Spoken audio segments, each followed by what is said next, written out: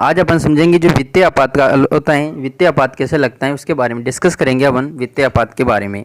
इससे पहले वाले वीडियो में अपन ने जो राष्ट्रीय आपात लगता था और जो राज्यों में जो आपातकाल लगता था, मतलब राज्यों में जो राष्ट्रपति शासन लगता था उसके बारे में अपने डिटेल से डिस्कस कर लिया था। अब इस वीडियो में अपन वित्तीय आपात के बारे में समझेंगे।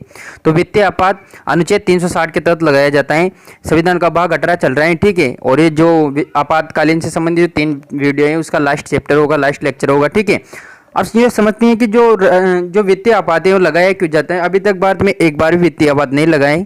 अब समझते हैं अपन जो वित्तीय आपात होता है वो लगाया क्यों जाता है, इसके कारण अथवा आधार क्या होगा, कारण या आधार क्या होंगे। अनुच्छेद 360 के तहत राष्ट्रपति को वित्तीय आपात की घोषणा करने का अधिकार है यदि वह संतुष्ट हो कि ऐसी स्थिति उत्पन्न हो गई है जिसमें भारत अथवा उसके किसी क्षेत्र की वित्तीय स्थिति खतरे में है, तो वित्तीय आपात की घोषणा कर सकता है। यदि राष्ट्रपति को ऐसा लगे कि मान लीजिए पूरे भारत में या फिर भारत के किसी राज्य क्षेत्र में उसकी वित्तीय जो स्थिति है वो खतरे में, पैसे की कमी हो गई है, वित्तीय स्थिति खतरे में, तो ऐसी स्थिति में वित्तीय आपातकाल लगाया जा सकता है।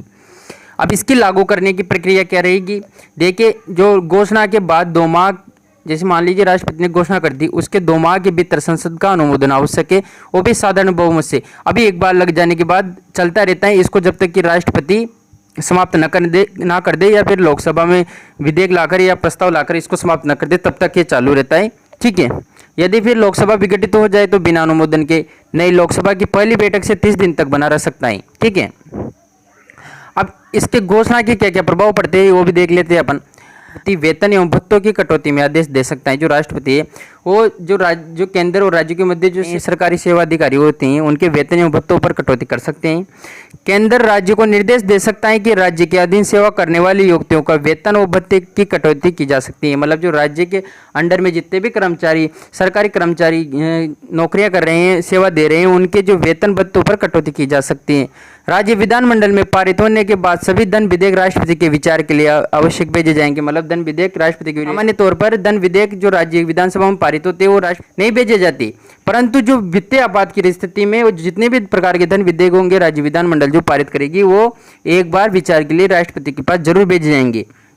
वित्तीय आपात की स्थिति में राज्य सरकार और विधानसभाएं निलंबित नहीं होती। जो वित्तीय आपात लगता है तब ऐसी स्थिति में जो राज्य सरकार और विधानसभा ये वो निलंबित नहीं होती है, ठीक है। और मौलिक अधिकारों पर कोई मौलिक अधिकारों पर प्रभाव केवल जो राष्ट्रीय आपात लगता है वैसी स्थिति पर ही वित्तीय आपात ऐसी स्थिति पर ही जब राष्ट्रीय आपात लगता है तो ऐसी स्थिति पर मौलिक अधिकारों पर प्रभाव पड़ता है।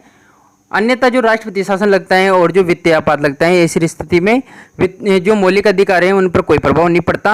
आई होप आपको वित्तीय आपात के बारे में डिटेल से समझ में आया होगा। मिलते हैं नेक्स्ट वीडियो में, तब तक के लिए जय हिंद, वंदे मातरम।